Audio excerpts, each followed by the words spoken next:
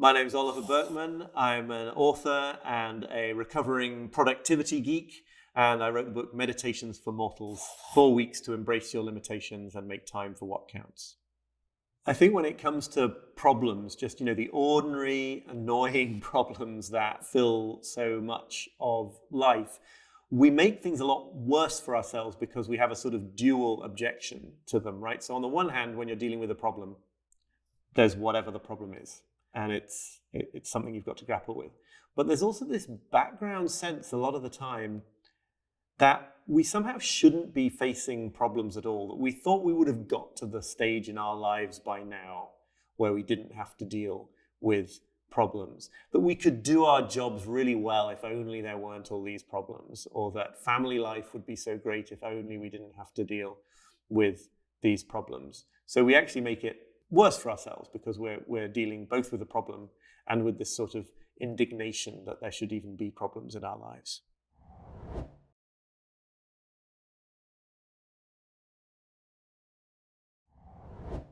I think it really helps if you can develop a taste for having problems in life. And what I mean by that is to start really just with the recognition that this inner demand to get to the place with no problems is sort of absurd on its face. There are definitely specific problems that one would hope to avoid, that one would never wish on anybody.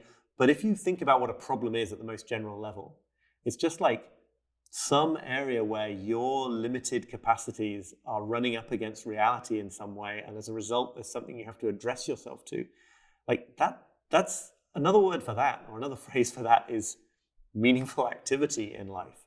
A life without any problems, I think, would be a life that had lost what the German social theorist Hartmut Rosa calls its resonance. There would be something very, very empty and meaningless about this sort of life with no problems.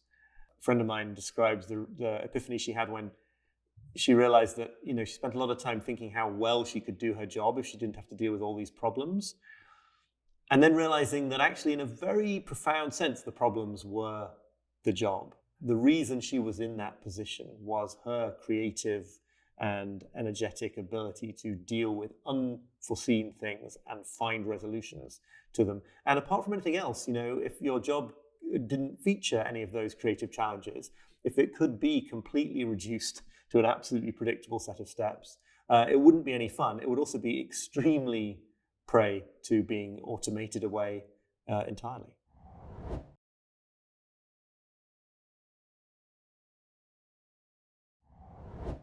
So one of the things that absolutely gets in the way of our just doing the things we think we want to do with our lives and living and working meaningfully is avoidance. It is the sense that there are certain tasks or areas of life that trigger so much kind of fear or intimidation that we just sort of don't go there.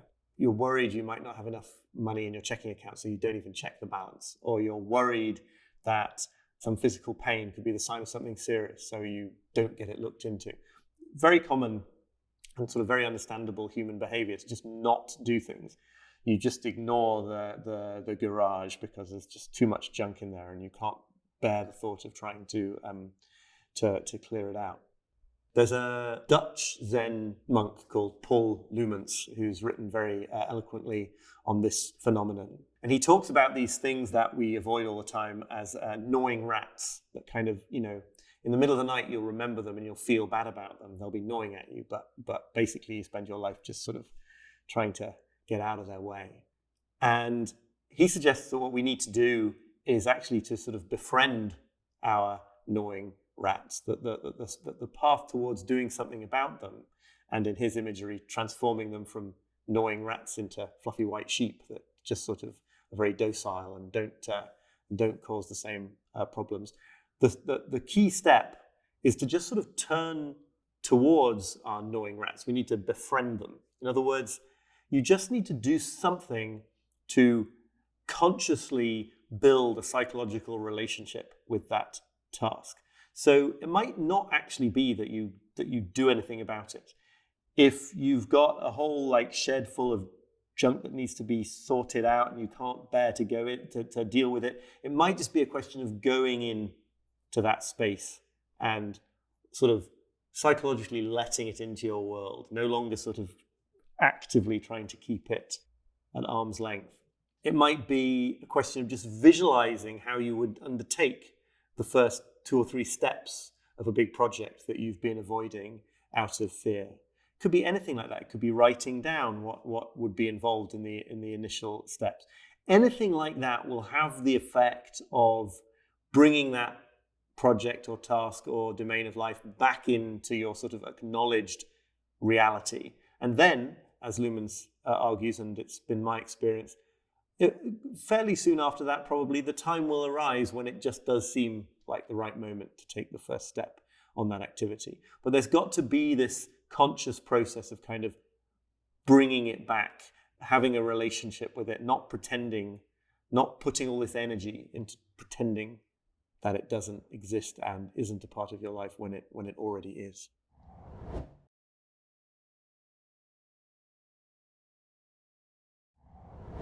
I think there are 2 things to remember when it comes to moving forwards with things that feel awkward because they are new and because they represent some kind of growth, something that's being challenged inside you. The first, absolutely, is just to remember this, right? Just to remember that the feelings of discomfort and awkwardness are not signs that something is wrong. They could very well be signs that something is right. If some change you're making feels uncomfortable, that's a sign that it is challenging fairly deeply conditioned things inside you, and you should expect it to feel awkward. The second thing is to be willing to work in incredibly tiny increments. One question that I think could be very useful to ask yourself is just how much of something or what version of something you're willing to do in this moment. So maybe it makes you feel awkward to put yourself into sort of social contexts where you're performing or where you're on show or something like that. And in every case, it's a question of saying, well, okay, maybe it's not speaking in front of an audience of 1,000 people that I'm working to here, but sort of gradually lowering that boundary. What is it? And maybe it is some very, very small version of that activity where you will actually find, once you lower, oh, okay, yes, I could do that for 15 minutes. I could go into that setting and talk to that number of people. And it's fascinating. There almost always is some level at which you're willing to make the next step. You just have to be okay with it being a very, very, very low and introductory level, I think. Just speaking personally, there's a sort of related phenomenon where certain kinds of advice and certain kinds of personal development philosophies make you, or I should say make me, want to kind of cringe. They're sort of so corny or cheesy, whatever the word you want to use. And they're sort of embarrassing. It's like, oh, I don't want to do that. Like, I don't want to read about self-compassion because that seems kind of like yucky. That is a sign that you're onto something. This is something I've learned after too long in this sort of personal development space, is that feeling of, ooh, I don't want to go there, that's not my kind of thing, is very often a defense mechanism against the fact that this material has touched something vulnerable in you, and you think that by being sort of sardonic and funny and dismissing it as cringe, you're going to protect yourself from it. So I've reluctantly come to this conclusion, but I'm pretty confident it's the right one. To watch the full class, become a member at bigthink.com/membership.